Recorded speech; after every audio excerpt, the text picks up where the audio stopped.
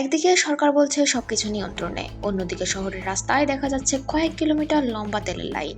মানুষ 10-12 ঘন্টা দাঁড়িয়ে থেকেও জ্বালানি পাচ্ছেন না। তাহলে আসল সত্যটা কোথায়?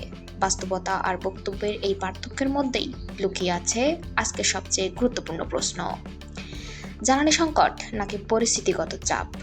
সরকারের পক্ষ থেকে বলা হচ্ছে দেশে জ্বালানির কোনো প্রকৃত সংকট নেই, তবে বৈশ্বিক বাজারে তেল, গ্যাসের দাম অস্বাভাবিকভাবে বেড়ে যাওয়ায় সরবরাহ ব্যবস্থায় কিছু অসামঞ্জস্য তৈরি হয়েছে। তাই সবাইকে সাশ্রয়ী ব্যবহারের পরামর্শ দেওয়া হচ্ছে। কিন্তু এখানে প্রশ্নটা সহজ, যদি সংকট না থাকে তাহলে কেন পেট্রোল পাম্পে এত দীর্ঘ লাইন? বাস্তবে দেখা যাচ্ছে রাজধানীর বিভিন্ন পাম্পে মানুষ ঘন্টার পর ঘন্টা অপেক্ষা করেও তেল পাচ্ছেন না। অনেকেই রাত কাটাচ্ছেন লাইনে দাঁড়িয়ে। কারো বাজারের জিনিস নষ্ট হচ্ছে, কারো দৈনন্দিন আয় কমে যাচ্ছে। এতে বোঝা যায় সরবরাহের সমস্যা বাস্তব এবং মানুষের জীবনে সরাসরি প্রভাব ফেলছে। বিরোধী দল বলছে সরকার প্রকৃত পরিস্থিতি গোপন করছে। তাদের মতে জ্বালানি শুধু গাড়ি চালানোর জন্য নয়, এটি পুরো অর্থনীতির চালিকা শক্তি। শিল্প, কৃষি উৎপাদন সবকিছুই এর উপর নির্ভরশীল। তাদের প্রশ্ন, যদি তেলের অভাব না থাকে তাহলে মানুষকে রোদ বৃষ্টিতে ঘন্টার পর ঘন্টা দাঁড়িয়ে থাকতে হচ্ছে কেন লাইনে? একই সঙ্গে তারা সংকট সমাধানের সহযোগিতারও প্রস্তাব দিয়েছে। অন্যদিকে সরকার পক্ষ বলছে কিছু গোষ্ঠী রাজনৈতিক উদ্দেশ্যে পরিস্থিতিকে অতিরঞ্জিত করছে এবং সংবিধান নিয়ে অস্থিতিশীলতা তৈরির চেষ্টা করছে।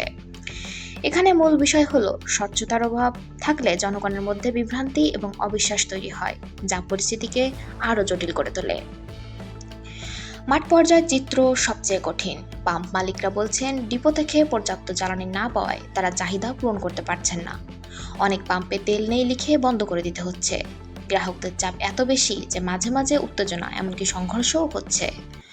আরেকটি গুরুত্বপূর্ণ বিষয় হলো ছুটির দিনে ডিপো বন্ধ থাকায় সরবরাহ আরও কমে যায়, ফলে সংকট আরও তীব্র হয়।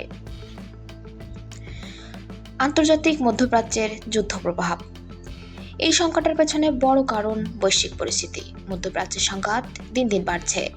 ইরানকে ঘিরে হামলা, পাল্টা হামলা, হুমকি, সব মিলিয়ে পরিস্থিতি অনিশ্চিত।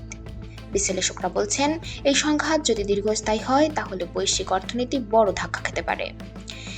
আর এর প্রভাব সবচেয়ে বেশি পড়বে বাংলাদেশের মতো আমদানি নির্ভর উন্নয়নশীল দেশগুলোর উপর। মধ্যপ্রাচ্যের সংঘাতের কারণে তেল সরবরাহ চেইনে বিঘ্নিত হয়েছে। ফলে বাংলাদেশকে বিভিন্ন দেশ থেকে বেশি দামে তেল ও গ্যাস আমদানি করতে হচ্ছে। সরকার বলছে জ্বালানি নিরাপত্তা নিশ্চিত করতে তারা বিকল্প উৎস থেকে আমদানি করছে, কিন্তু এতে সরকারি তহবিলে বিশাল চাপ তৈরি হচ্ছে। এখানে একটি গুরুত্বপূর্ণ দিক হলো যদি এই পরিস্থিতি দীর্ঘস্থায়ী হয় তাহলে উন্নয়ন প্রকল্প, বাজেট ও সামাজিক সহায়তা কর্মসূচিগুলো প্রভাবিত হতে পারে। আরেকটি নীরব সংকট, জ্বালানির পাশাপাশি স্বাস্থ্য খাতেও উদ্বেগ বাড়ছে। বাংলাদেশে হামের সংক্রমণ আশঙ্কাজনক হারে বেড়েছে। গত কয়েক সপ্তাহে বহু মানুষ মারা গেছে, হাজার হাজার মানুষ আক্রান্ত হয়েছে। চিকিৎসকরা বলছেন আতঙ্ক নয়, সচেতনতা জরুরি। দ্রুত চিকিৎসা এবং টিকাদানই হতে পারে এই পরিস্থিতি নিয়ন্ত্রণের মূল উপায়। বিশেষজ্ঞদের মতে টিকাদানের ঘাটতি এই সংক্রমণ বৃদ্ধির একটি বড় কারণ। জ্বালানি সংকটের সরাসরি প্রভাব পড়ছে বাজারে। মুরগি, গরুর মাংস, সবজি সবকিছুর দাম বেড়ে গেছে। এমন কিছু ক্ষেত্রে অভিযোগ উঠেছে কৃত্রিম সংকট তৈরি করে সরবরাহ কমানো হচ্ছে, ফলে সাধারণ মানুষ বাধ্য হচ্ছে কম কেনাকাটা করতে, জীবনযাত্রার মান কমিয়ে আনতে। এটি একটি চেইন রিঅ্যাকশন। জ্বালানি সংকট এর কারণে পরিবহন খরচ বৃদ্ধি, ফলে পণ্যের দাম বৃদ্ধি, যা সাধারণ মানুষের কষ্ট ও ভোগান্তির কারণ হয়ে দাঁড়িয়েছে।